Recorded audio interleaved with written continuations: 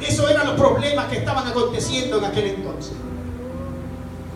Falta de fidelidad, falta de fe en el Señor y conducta que no era aprobada por el Dios del cielo. Entonces, como Dios en su misericordia quería alcanzar a este rey, como Dios en su misericordia nos quiere alcanzar a nosotros, envía profetas para que traigan palabra de profecía, para que traigan la revelación profética. Y eso precisamente intenta proyectar esta historia. Es una reflexión profética desde el comienzo de una etapa de la historia de la salvación. Porque todo lo que Dios ha querido desde el principio de la humanidad es salvarnos.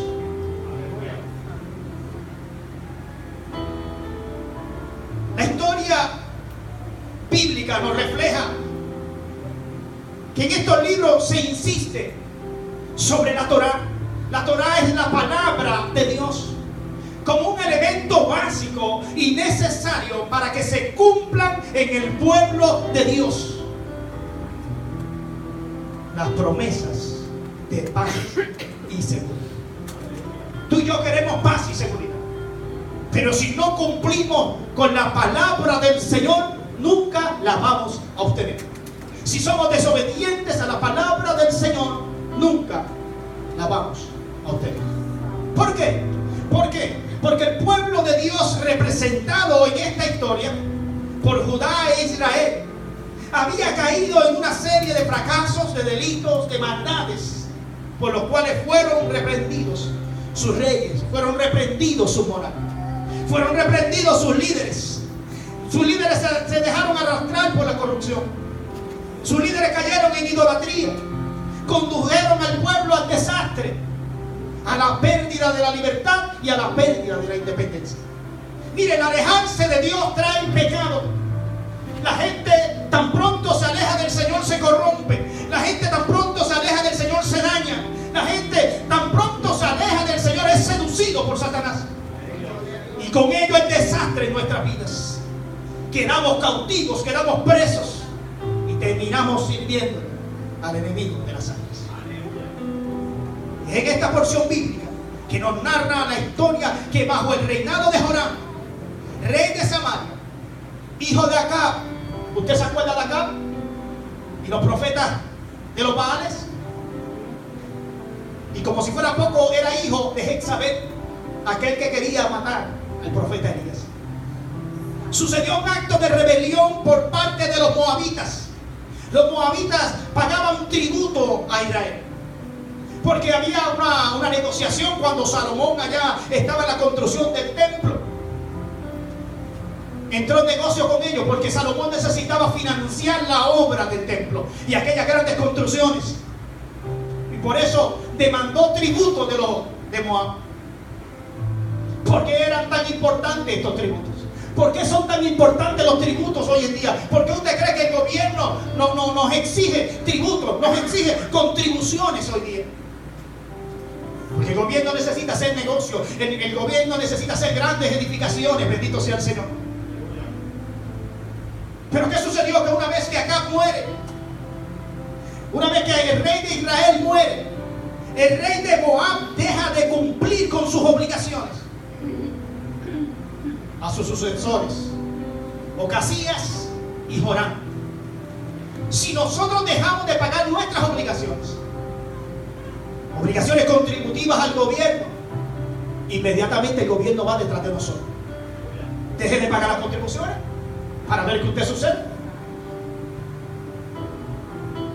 Eso es precisamente lo que estaba pasando en esta historia. Con el impuesto del valor añadido en la historia bíblica. Lo del IVU, esto no es nuevo. En la historia bíblica también se recolectaba y se tributaba. Mire, muchos negocios, escuche bien, aquel que tiene negocio, no reportan lo recaudado y se echan la responsabilidad en sí. Quiero decir, en el bolsillo. Y por causa de eso, el gobierno recauda menos dinero para la obra pública. Entonces, ¿qué hizo Joram, rey de Israel? ¿Qué haría García Padilla si esto estuviese sucediendo en Puerto Rico? Y yo voy a ir más allá. ¿Qué haría el gobierno federal cuando estas cosas suceden en Puerto Rico? Lo que está sucediendo, se establecería una junta de control fiscal.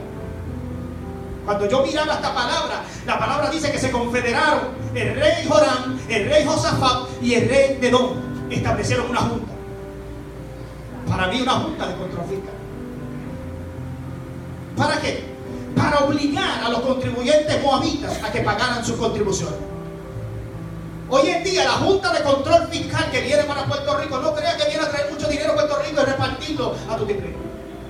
Ellos vienen para que se le honre la deuda a los bonitos. Si no, lean, vaya a las noticias, vaya a los expertos, vaya a los analistas. La Junta de Control Fiscal, que nosotros decimos que bueno, vienen a fiscalizar el gobierno. ¿Saben lo que vienen a fiscalizar? Sus propios intereses. Tal vez usted no esperaba que yo fuera por esta área, pero esto hay que mencionar, porque esto también sucedió en tiempos bíblicos. Mire, lo primero que hace una junta es realizar una gestión de cobro, es establecer un plan de cobro. Nosotros no sabemos cómo lo van a establecer, pero como en los tiempos antiguos no son como los de ahora, ellos deciden atacar a los contribuyentes rebeldes. ¿Qué hace el gobierno de Puerto Rico? ¿Qué hace el Departamento de Hacienda cuando el contribuyente no está tributando? ¿Cómo lo hicieron esta gente? Decidieron atacar por el lado más débil de estos contribuyentes. Se fueron por el flanco más débil del ejército de Moab. Se fueron 7 días por el desierto, porque esa área, la parte sur de ese ejército, era la más débil para ellos atacar. Muchas veces el gobierno nos sube la luz, nos sube el agua, bendito sea el Señor, y nosotros creemos que eso es parte de ese plan.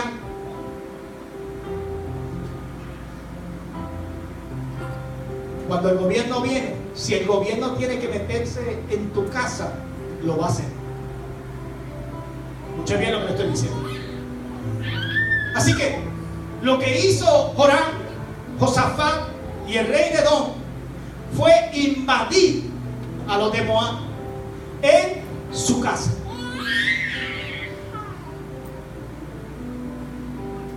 Y es parecido a estos tiempos, ¿verdad?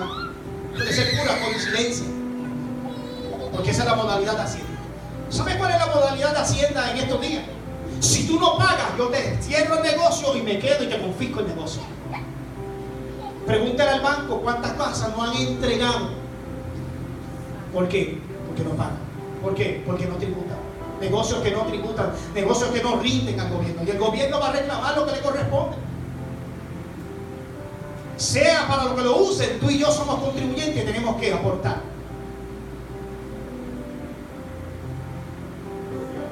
Mire, en estos tiempos damos gloria a Dios por la gestión de Iberí que compró esa casa. Pero usted sabe por qué esa casa costó la mitad de lo que aparentemente dentro de 5 o 10 años atrás era el valor real de esa casa. Escuchaba yo en las noticias a un experto de la universidad, creo que es de Puerto Rico, un economista, y él decía que el valor de las propiedades hoy día en la montaña bajaron un 50%. Y en otras regiones un 30%. Donde se han podido mantener, creo que es en el casco urbano de San Juan, y creo que en el área de Aguadilla y Isabel, porque ahí vemos crecimiento económico.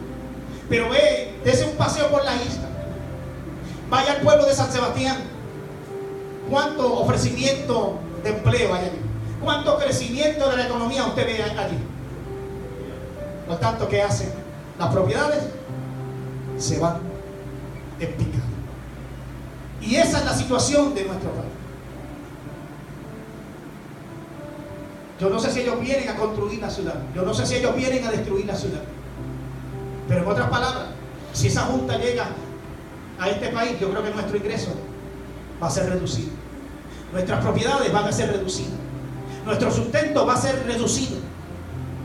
Y así mismo nuestra vida. Y esto fue lo que sucedió en aquel entonces con esta narración. Ahora bien, pregúntese, ¿por qué acontecen estas cosas en las naciones? Por causa del pecado de la nación.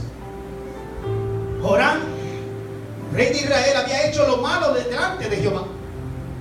Si tú y yo hacemos lo malo delante de los ojos de Dios, no esperen recibir recompensa del cielo.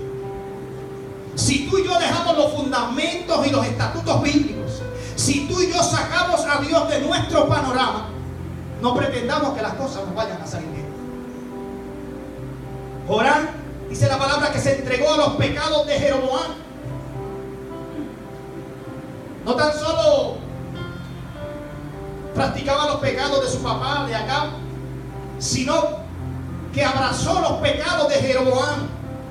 Jeroboam hizo pecar a Israel y no se apartó de esos pecados.